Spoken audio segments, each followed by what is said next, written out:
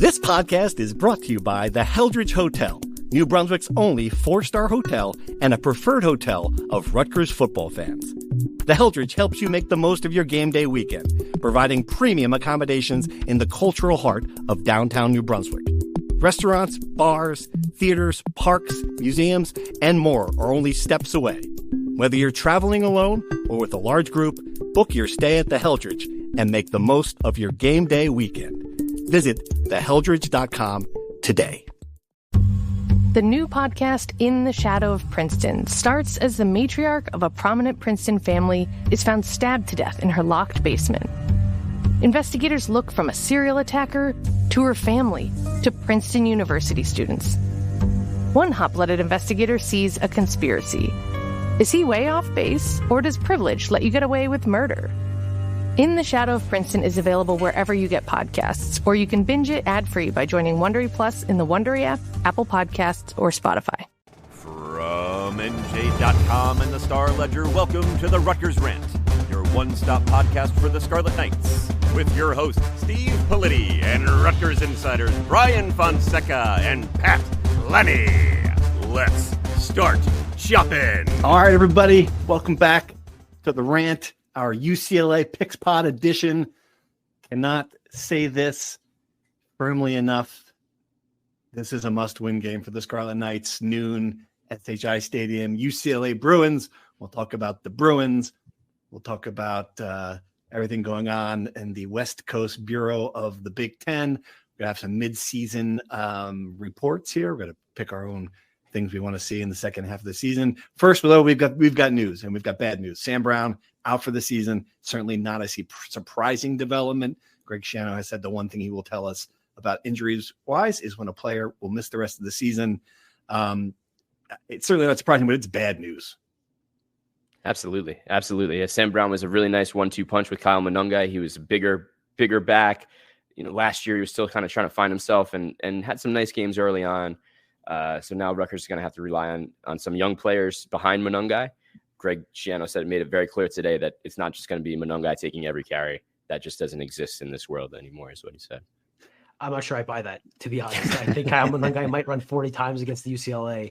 And I think that's part of the shame in this, too, is that I think Sam Brown was a bit underutilized. He had 40 carries in 5 games, and it just horrible luck for this kid that in such little carries, he gets a very, very gruesome injury that it's no surprise at all that this is season ending. It was just tough to watch. I'm curious to see which guy is going to be this. There will be a second guy. I don't think Kyle will take every carry, but will it be Antoine Raymond, who got some of it in the first couple games? Will it be Jashawn Benjamin, who has been questionable, I think, in every availability report to date? I don't know, but I think that the one thing that's certain is that it's going to be an unproven guy going in behind Kyle Monungai. And as for the human being, I feel sick for Sam Brown. I really do. Yeah. The question I have, guys, is both of those young players seems like, it's a trust thing with Greg Schiano. Sam Brown was in there in a lot of passing situations, a lot of, he's a safety valve, a guy out of the backfield you could throw the ball to. It's someone who's got a block in a lot of situations. That to me, I'm less curious about who's going to take the handoff as I am who's going to be he trusts to do that. I think Jashawn Benjamin will take care of the pass catching part. He had that wheel route touchdown last year against someone. I think it was Temple. It might have been. So he's shown, if he's healthy enough to play, I think he's shown capabilities to do that. He's certainly not a blocker. That's for sure. Right. So that's a fair point to raise. Yeah, I think both are more scat back type running backs as opposed to Samuel Brown, who's a bruiser. That's for sure. Kyle Monungai, it was interesting the way they were using him and Brown. Brown was kind of taking the third down role. Like you said, Steve, blocking, safety valve, all those things. But Kyle is a great blocker, as we know, Monungai. Sure. Yeah. And obviously can catch the ball out of the backfield too. So if there's any position that you feel good about Rutgers having a lead guy, it's certainly there. Right. I get the sense, and again, we're trying to read the tea leaves here, the fact that we haven't heard any other season-ending injuries. Is there optimism that we might see a Tyrene Powell back, that we might see Robert Longerbeam? You can make the case that both of those guys are more important than Sam Brown. Certainly, given what we've seen from this defense, which hasn't looked good. I mean, what is your sense about the rest of the injuries? take you into the Greg Schiano speed lightning round after practice today. Here's how it went. Pat had the second question, and he asked, if Sam Brown can't go, and before he could finish the question, Greg says, Sam Brown can't go. So that answered our question. He's out for the year. Then I followed up with, you said on Monday you were evaluating with medical. Are there any other guys that are out for the year? And his response to my question was, Sam Brown is out for the year. That was it. Did not confirm or deny anybody else. So from Greg Schiano, we did not get an answer.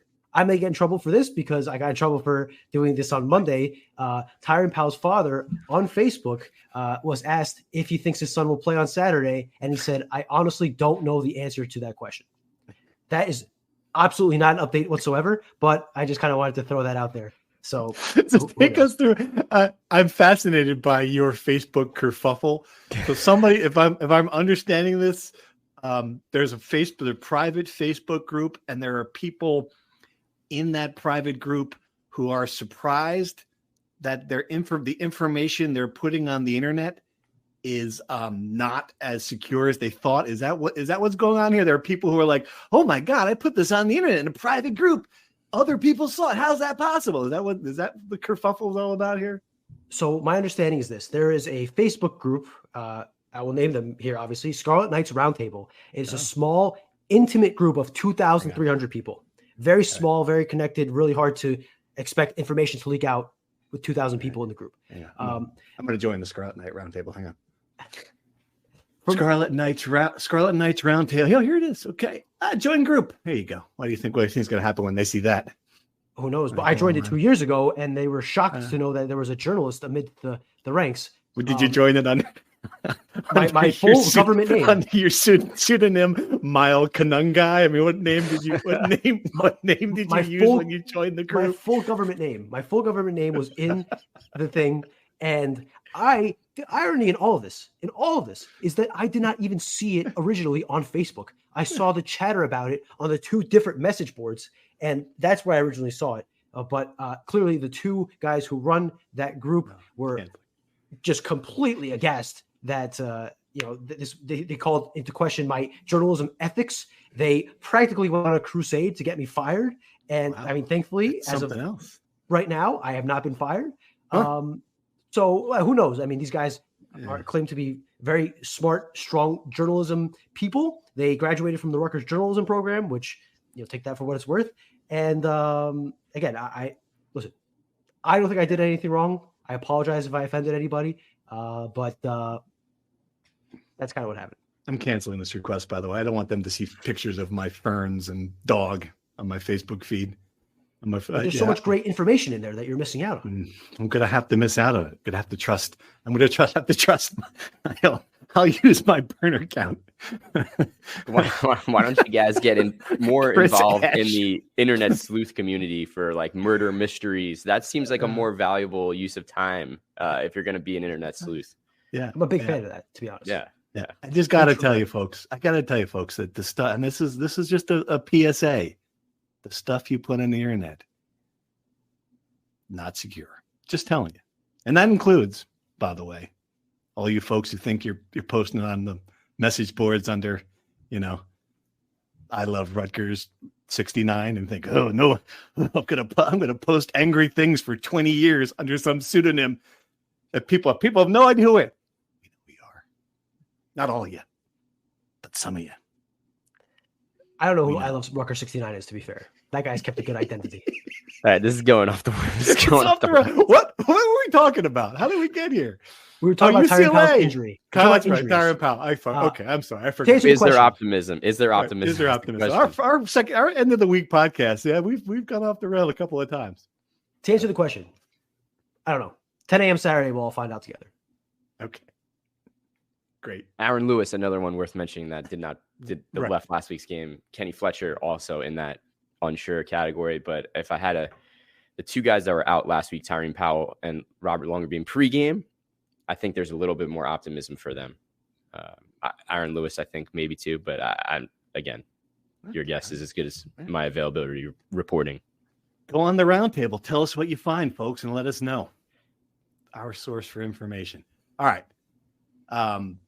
let's talk UCLA. What do we know about the Bruins? They're bad. This is, again, must-win game. I did a little quick search. The LA Times, our colleagues out there, not a good idea when the headline you see is, I'm confident in Deshaun. UCLA's Martin Drummond backs coach amid 1-5 start. You're 6 games into your coaching career at UCLA. You're getting the dreaded vote of confidence. That is not a good situation for the UCLA Bruins program. Are they as bad as their record shows? Not if you talk to anybody at Rutgers. That was Greg Schiano's probably the biggest message this week, that maybe UCLA found its identity a little bit in its last game against Minnesota, which if you watched it, you did see a little bit of improvement, but still not enough to win the game. They were certainly more competitive than they have been early, but we watched them against Hawaii. That was one of the worst performances I've seen of the season. But were they playing better last week than that game? Absolutely, in my opinion. So I still think you are what your record says you are. And at this point, that's all we can go with. And to top that off, like, UCLA's offense is 131st in the country, total yards of offense. They have, I don't think they've rushed the ball for over 300 yards yet in 6 games as a team. So just very, very limited offensively, but defensively, not terrible. Not terrible. Right. Yeah, it's not good. Total offense, 272 yards. Rushing offense, 59.5 yards a game. And scoring offense, 14.5. Yeah, that's 1 of 5. So Kyle Monungai has outrushed the UCLA Bruins by himself this season? That's what we're telling you. Yep. That is incredible. UCLA stinks. They are not good. Rutgers cannot lose to UCLA. I agree with you that it's a must win. I know there's some pushback because of the teams they've played, and I think that's a fair rebuttal. They played number 2 Oregon, they played Penn State, they played number 18 Indiana, and they played at LSU. 4 of those 5 losses. Pretty good teams. Still, I mean, their loss to Indiana was a 42-13 loss at home after Indiana crossed 2 time zones. I mean, it's one thing to lose to good teams, but they've lost pretty bad to those good teams. And let me say, though, right, if the Rutgers team we saw on Saturday shows up to play UCLA, they will lose that game. Like, that was not a good football team. Like, before we just say, oh, UCLA, perfect homecoming, they're not good. I mean, Rutgers was not. I mean, they wouldn't be favored to beat anybody the way they played on Saturday. So let's keep that in mind. Like, you're giving me this crunchy face. You disagree? No, I completely agree. No, I completely. the other one's giving me this. I was going to say. I disagree. I disagree. You think bad Rutgers is going to be UCLA? I mean, the team we saw that came out flat, that gave up these scads of yards, that couldn't move the ball. I mean, that's. Yes, UCLA has the 130th ranked offense, as Pat said. Even if Rutgers plays as poorly as they did, it's not like they're going to score, right? Like, it's not like this. At worst, this will be a close 1-score game, and I think Rutgers is good enough, even on its worst day, to beat a bad team like UCLA, who again is playing at 9 a.m. local time, 2 time zones across the country. After crisscrossing the entire continent, they went to, it was Hawaii home or on the road. I think it was home. Never mind. Forgive the Hawaii comment. They flew. No, it was at Hawaii. It was Hawaii. Yeah, I think it was in Hawaii. Okay, yeah, definitely was. Okay, to my point. They went to, let me read this to you. Okay. They went to Hawaii to start the season. They got a bye. They hosted Indiana. They flew to Baton Rouge. They hosted Oregon. They flew to State College to play Penn State. They flew back to host UCLA, to host Minnesota. And now they're flying back to Rutgers. That's like 3 different cross-country trips in the span of a month. I mean, they're not sitting in the center aisle coach here. I mean, they do a nice plane, you would presume, right? I don't care if they all have beds. It's still difficult to make that travel, don't you think? Sure it is. Like, is a thing. Yeah. Again, combined with UCLA's lack of talent, their coach being completely out of his element as a first-time head coach, and the ridiculous travel they're dealing with, there is no scenario where Rutgers should lose this game. Hasn't learned his lesson from last week. I don't know. I've seen Rutgers lose this game before. Seen Rutgers lose this game again. I'd be scared to death that Rutgers lose that. And believe me, it would be I can't say this enough. It would be the stink bomb to end all stink. I mean, it would be a fan revolt. It would be, I mean, obviously it's not like, Greg Schiano hot seat. None of that crap's going to happen. But I mean, it's going to get ugly fast if they lose this game. the season will be over. Pretty much. Yep. Which is why they can't lose the game. People in the Scarlet Round Table, Scarlet Knights of the Round Table. They were surprised we were negative last week. Did you hear that? Yeah, they said we after were the 42-7 loss to, isn't that the 47-2 loss? They said it was the first time they listened to the rant, and all we did was talk negatively to Rutgers. That's all we did. My mind. I want to join this group after all. Hang on, I'm kidding. All right. What are we talking about again? Oh yeah, UCLA. Yeah, it just cannot. This is a game again. I can't speak it enough. And I do think it's coming at the right time for this team. I will say that. Like, as bad as Rutgers was against Wisconsin, and I know there were some trend lines on defense, especially that we've seen earlier, I really do not think that was the real Rutgers team, right? Like, clearly our expectations about them were too high. Clearly the injuries had an impact on their ability to beat a team like Wisconsin. I have to think that this is going to be a bounce back game. Do you guys agree with that? I'm worried. I'm thinking this is going to be a scrap, like really physical game. Like just the style of that Rutgers plays week after week is going to be evident again. What you saw at Nebraska, some of that ugly stuff, even the way Nebraska played, just physically tough up front. Like I still think UCLA has that a little bit, and Rutgers isn't a team, like we've said over and over again, that's ever going to blow out a team. I know the final scores ended up being a little lopsided in those two first games against Akron and Howard, but I mean, it wasn't exactly a blowout in hindsight. So right. I still see, I think the line is very accurate, both the over under and the line. 6.5. And what was the over under? 10 points? Well, 40. Wow. Yeah. We'll talk about this at the picks, but the line has moved to 4.5 since it came out on Sunday. Really? Wow. Yes. We'll decide what we're going to do when we do picks. I think this should be a bounce back game for Rutgers. I think if they do, you can discount the Wisconsin performance as the one stinker every team has a year. It just kind of happens. Things, the wheels came off at the end, whatever. I would really like to see in this game an offense that moves the ball, gets into the end zone before the fourth quarter, and wide receivers that can catch the ball, a running game that can get going, an offensive line that can get a push, more creative play calling. I want to see an offense improved at every level. I think this is, I know UCLA's defense isn't exactly its weakness, but still, I need to see something more from the offense, especially after the last 2 weeks. And defensively, against this UCLA team, you cannot give up a big play. You cannot. Right. This is the one chance you have to kind of right that wrong. I don't think you can do that. All right. This is a good transition because we did want to talk about some mid-season goals. I think that's good at 4-2. We've got half the season left.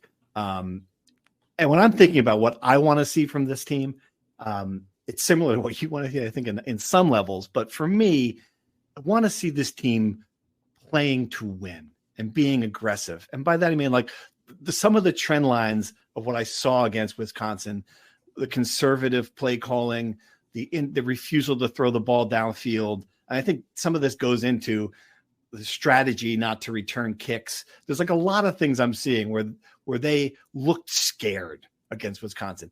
And all right, sometimes games go that way. You got a bunch of 4th and 2s on your own side of the field. It's a close game. You don't want to go for them there. I get it. Like, Greg Schiano's been an aggressive coach for the most part, and some of those situations weren't great. I just want to see a little bit more of the aggressive team. The program this was even early when Greg Schiano got here, where they were taking chances, where they were running some interesting stuff, where they surprised you. Look, for me, at least then, if they do go, trying to think of the worst case, 3-3 over the last 6, get 7-5, at least you're like, all right, well, they threw it all out there. They gave it their all. I think fans would be more comfortable with that than they would be if we see another game like this where you're like, oh yeah, I could have called. I knew what they were going to run, So that would be my thing. What I want to see. What do you guys want to see? Similarly, I will say aggressive defense, because that was the calling card of this team, right? The dark side was going to be a violent, hard-hitting defense that created havoc, brought down the passer, created turnovers. This is a perfect opportunity against a bad offense and a quarterback, Ethan Garbers, who's not afraid to throw it anywhere. The guy is very turnover prone. I think this is the perfect time for the defense to really have one of those games where it has 2 or 3 interceptions, a pick 6, something totally disruptive. I'm still very worried about the yards they give up. wrote that story last week with the stats and all that. But give me some defensive, big time plays on defense starting this week. I just want to see points. They haven't scored more than 21 points against any, Power 5 team. And I think I just like to see some points. I like to see the ball moving. I like to see some, long completions. I'd like to see a modern day offense. I just want to see some excitement. I agree to your point, Steve. I want some life. I want some I don't want some juice. I don't want to have to see them win a game by 3 points, by the skin of their teeth. And just I want a more complete win. I want what I predicted against Wisconsin, where they just run them over. That was a complete botch job on my part. Yeah, and not great. The greatest streak in the history of sports predictions ended, unfortunately. But I think 35 grand flushed down the toilet. Yeah. It's a shame. There we go. Yeah. But I just want to see them dominate somebody. And of all the teams left on their schedule, this is probably their last chance to get an emphatic win. That's what I want to see. Now, let me ask you guys this. They are 4-2, right? After 6 games. I think you probably would have signed up for that in the preseason. I just think the issue is that the way they lost that last game and what it felt like a lost opportunity at Nebraska is kind of souring, right? So if you take a 30,000-foot view, would you have signed up for this right now, 4-2 after 6 games in the preseason? This episode is brought to you by Allstate. Some people just know they could save hundreds on car insurance by checking Allstate first. Like, to check you have the tickets in your wallet first before you drive 2 hours to the big game. Seriously, you had one job.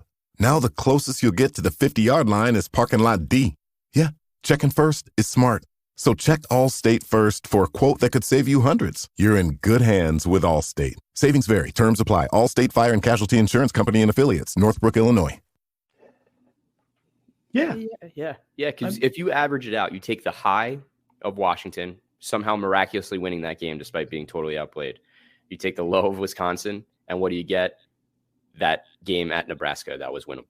That's somewhere what this team probably actually is. Right. Yeah. No. Yeah. I agree with that. That's a great point, Pat. And you're right. Taking if you detach from it and look at it from the 30,000 view, yeah, I think that you make a good case at 4-2. I think the way it happened is what we react in real time. It's like Twitter. People say, "Whoa!" When you rip something in Twitter and then the second quarter changes, I'm just reacting to what I'm looking at. This is what we're reacting to what we're looking at here, and it was the fact that you were 4-0, you had this opportunity, and then you just left this stink bomb on the front porch. I think is what made, and it did cast me. It made me raise questions about what the team was capable, what the ceiling was. And I think that's the difference. This is an opportunity. The next 2 games really are opportunity to show me that the ceiling's higher. Win this game and then go out and play your best game of the year in Los Angeles the week after. That to me, all right. So you could play your best opponent. You could play them on the road. They're not great. So even if you lose that game, it's just another opportunity to prove that you're better than what we saw. And they've got 6 chances really to prove that they're better than we saw last week.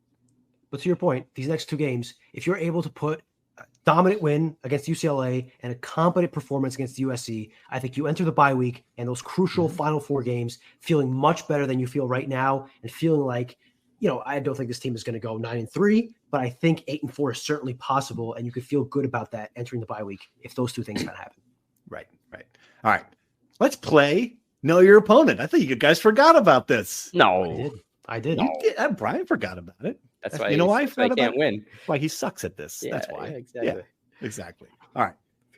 If you're not paying attention, I went up and looked at 3 pieces of trivia about the UCLA Bruins. I'm going to ask our experts if they can come up with the correct answer. First question, you know what's coming. UCLA Bruins. Not always the Bruins. They were the Grizzlies. Pretty close, right? Why did they change? A grizzly bear had attacked an actress on the set of Call of the Wild in 1926, leading the university to distance itself from that horrible incident. B, UCLA was trying to enter the Pacific Coast Conference, and founding member, University of Montana, was like, hey, we're the Grizzlies. C, the grizzly mascot looked too similar to the cow mascot, which is also a bear. So UCLA changed it to a more cuddly member of the bear family, or D, nobody knows? One of these is true. Which is it? I'm going C, that it looked a lot like Cal. You're going to look like the cow bear? Okay. Brian? I will go with C2 only because Pat is usually right on these things, so I'll ride the coattails. No, Pat's wrong. It was Montana. Wanted to join a conference with Montana. Could you imagine? It was trying to enter a conference with Montana. Montana like stiff-armed him and said, "No, man, we got this bear. Get your own damn bear." UCLA were called the Bruins, but the Grizzlies because the students were called the Cubs. Anyway, all right, so both wrong. Second question. UCLA was once known as, this is true, the southern branch of the University of California. That, as you can imagine, led to jokes. What did rival USC call UCLA students? A, twigs. B, acorns. C, Confederates. Or D, tree huggers. The southern branch of the University of California. D. You going tree huggers? Okay. You're just setting us up for something here. Got to say it. One of these is true. One of these is true. Got to be Confederates. It's got to be Confederates. You're wrong. It's the twigs. That's so great. The twigs. That's funny. Branch twigs. Sense. What does that have to do with this? Oh, the branch. The branch. Oh, light bulb. There goes the branch. Yes, the southern branch. Come on. These West Coast liberals are so smart, so creative. I was gonna make it the tree huggers. I knew one of you was gonna fall for that. I don't know whether tree huggers in 1926 or whatever it was. Come on. All right, finally, you're good. This is the hard one, so you're both 0-2. John Wooden coached the UCLA basketball program from 1948 to 1975. During that time, UCLA had 7 different football coaches with football. Of course, the sport they don't give a shit about. Someone who goes to an alma mater went to a school with that same thing. I understand that. UCLA had 7 different football coaches. Which one of these famous Super Bowl winning coaches was among them? A, Tom Flores. B, Dick Vermeil. C, Mike Shanahan. Or D, Jimmy Johnson. Which one? This is a hard one, but I love it. It's a great little bit of trivia. Which one of these Super Bowl winning coaches once coached UCLA football? As a head coach. Yeah. Right? Yep. Definitely not Jimmy Johnson. He feels too young. Or I feel like he'd be too young for that, no? Read the other 3.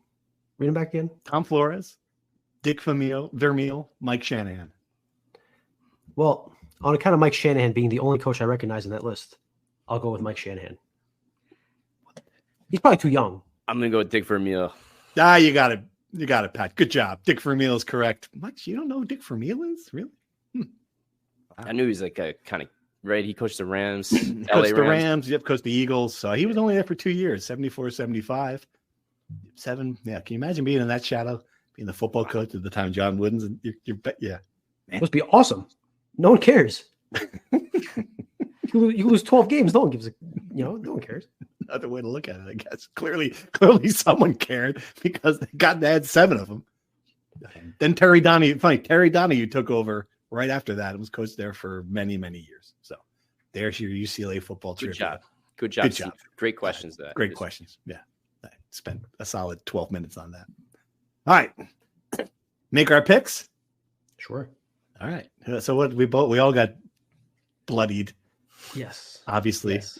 in our forgetfulness about the Wisconsin football program. All right. Fresh slate. You say it's 4.5 now, huh? Yeah. So we have to make a determination. It opened at 6.5. When I checked it this morning, it was 4.5. Okay. I like 6.5 more because it's a nicer number. But I guess in theory, this game could be 24-20, and that wouldn't cover. So if we want to go with the more recent line, I guess we go 4.5. Pat, you decide. Yeah. I think 4.5. 4.5. Okay. Yeah. It's not going to affect my pick. So, okay. Pick first. Yeah, I'll go first. I just again, like I can't. As I did say that this is a game they can't lose, and I've seen them lose this game, and I will not be surprised if they lose this game. I don't expect them to lose this game. I think they're going to come back, bounce back, play a solid game. Like, I don't expect this easy breezy 50-0. I think they're going to win 23-13, 23-14, like just your basic college football win. Everyone goes in there and feels good about it when it's over. Move on to get right, get healthy, move on to Southern Cal. All right, I'll take a little counter to that. I think UCLA looked pretty good against Minnesota. I hate to keep saying that, but I walked away semi-impressed. Maybe it was the parallel of watching Oregon, Ohio State at the same time, and some of that goodness was rubbing off on the viewing.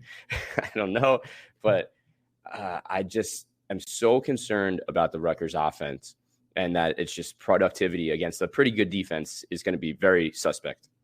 If the defense does not make any game-changing plays like a pick six or create those turnovers, I'm worried. So I'm going to take UCLA with the points. I'm going to go Rutgers to win, but UCLA to cover. 17-13 Rutgers. Okay. A little bit more conservative. I trust Pat's judgment very much because he was the only one warning us that Wisconsin was actually not bad last week, and he nailed it. So I am tempted to follow his lead here with UCLA, but I'm going to fall into the same old trap I always do and assume that they're not good and that Rutgers will bounce back.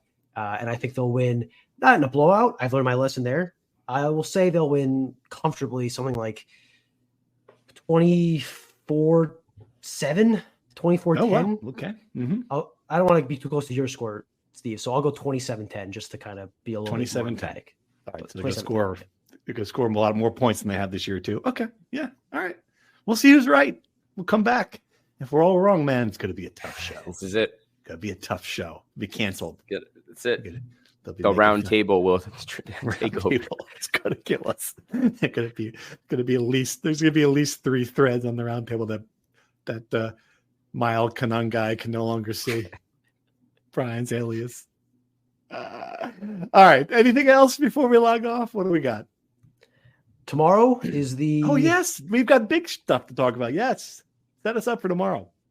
Tomorrow is the first real viewing of the 2024-25 men's basketball team. They'll host St. John's in an exhibition that will be televised on BTN. So even those that can't make it in person can watch on TV. Big time matchup between Dylan Harper and Kadari Richmond. An old, wily, veteran, experienced guard versus the young, exciting prospect in Dylan Harper. That'll be fascinating. It'll be really interesting to see how Ace Bailey performs in his first college live action game situation. I'm interested to see how he does there, and I'm interested to see how the supporting cast, which we probably should stop calling them the supporting cast. It's probably a bit dismissive, but how everyone else around, yeah, fair enough. How they do shooting wise, how Emmanuel Ogbole does defensively. Just a lot of questions about this team won't be answered tomorrow, but I think we can get a good indication of where things stand entering the season. Starting tomorrow. I don't know if you guys have anything you're particularly looking for tomorrow. I'm just amazed that it's on TV. I didn't realize that. That's cool. I mean, think about where this thing has come. You're having a exhibition game, essentially a scrimmage, glorified on the Big Ten Network. I mean, that in itself, what kind of crowd are we expecting? We get a full house? Probably not full house. Close to it. It's the middle of the week. Right. I would anticipate a good crowd. This is kind of the way these scrimmages are going now. A lot more of them are being televised. I think if it was up to Steve Peichel, it would not be televised. I think he doesn't want to, even if they're going to play basic strategy, right? I don't think they're going to run any elaborate sets if they do have any of them in their playbook. I just think they're going to go vanilla, but I don't think they want anybody outside of their bubble to watch them play until the ball is tipped on November 6th. Yeah. I understand that, but this is for a good cause, number A, and B, and it's just like, this is the kind of buzz you want to generate. I mean, if you're not willing to play a team like St. John's, that you can't get that on the schedule for real. It's just I think it's just a great idea to have it to both teams. And there's a lot of buzz around St. John's too. I mean, Kadari Rich, we saw him and he's the real deal. And I like the fact that, and I do like this, like he's a man, right? Like I am curious to see how, teenagers, the phenoms, go up against someone for the first time, really, since they were high school freshmen, probably going up against someone who has got the muscle, who's got who's got the experience, who's got 100 games under his belt as a college player. That to me is going to be really interesting. I'm really interested to see. Rick Pitino has coached so many great freshmen, right, over the years, and is never shied away from speaking his mind, right? Let's put it that way. Praising another team's players, is that what you're trying to say? That way. So I'm actually very curious to hear what his opinion is going to be of these two guys and Rutgers as a whole, because he's been through this. He understands the gravitas of it, how you can create a buzz and things like that. So I'm interested to see what Slick Rick has to say. And I think from an X's and O standpoint, like Brian said, you're not going to give it away, but it'll be better than the Rutgers spring football game. I can say that much. Right. And I don't think, and I hope no one overreacts to it. Like if they lose by 15 points, there's also a level of that it's an exhibition for a reason. I'm interested to see how they handle the center position. Of course, we've talked about that a million times here. Let's see this is how they shoot the ball. Let's see what Zach Martini does. Let's see what a bunch of these guys that they brought in do. It's more than just the two freshmen, but obviously it's the two freshmen. Just going to see how much of Dylan Harper has the ball in his hands. How many shots Ace Bailey going to take? Is he playing around the rim? Is he only on the perimeter? There's a lot of things I'm just curious to see. It's going to be great. I am fascinated to see the reaction from the coaching staff when Ace Bailey takes a bad shot, because he's going to take bad shots. It's just part of his game. How will they react? I'm fascinated to see how that dynamic will work with both of the superstar freshmen. This is a team that's taken a lot of bad shots by players who are far less talented than Ace Bailey.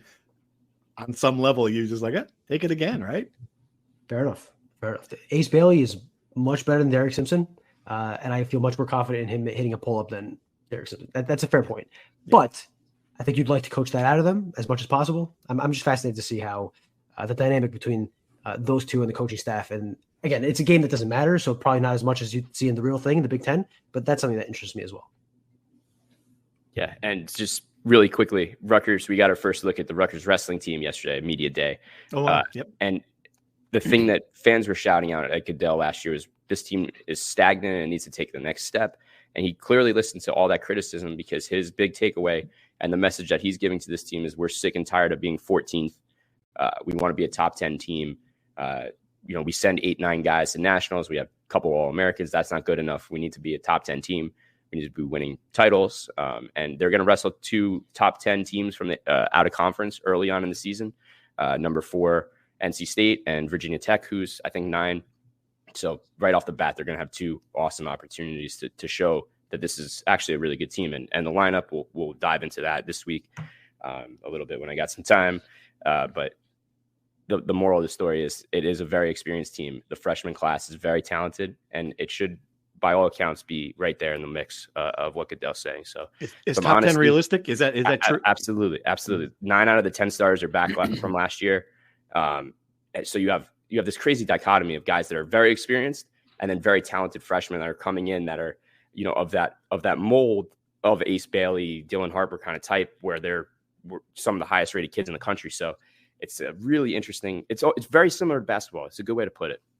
Like a lot of experience and a lot of hype for the young guys. Maybe not as much hype as basketball, but definitely still some good buzz and names that you're going to hear for it. Unlike probably basketball, where they may be gone in a year. These guys will be at Rutgers for 3-4 years.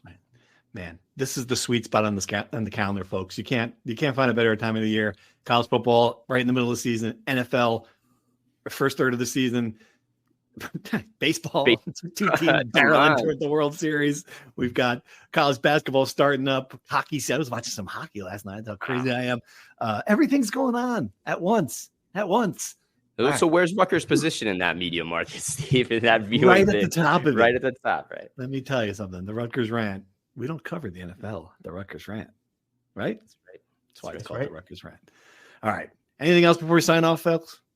I'm wearing this hat that caught Greg Schiano's attention as he walked into the media tent today, and he said, "How could you wear a hat like that around here?"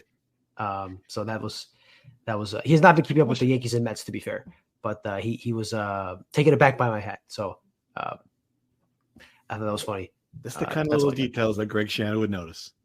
There's like a famous story. One time there was a guy who worked for us who covered didn't get to college sports a lot, covered sports business, and then he went to practice once. He was wearing, I forget what it was, but it was another school's hat, and Greg Shannon like made a beeline and gave him a Rutgers hat. I'll never forget that. It was really early on in the Greg Shannon term. Anyway, it's just fun stuff. All right. Obviously, he was joking, just to be clear. Before the aggregators come out of nowhere and say Rutgers coach Greg Schiano attacks media member, that did not happen. It was clearly a joke. I don't think we're going to get aggregated for our UCLA takes on Sports Illustrated this week. They weren't really strong enough. Just in case. Also, I want to keep the Scarlet Knights roundtable people off my back as well. So just want to clear the air. We'll never know. They'll never know if they criticize us. Please, someone let us know for this. Smile, Konungai. Let us know.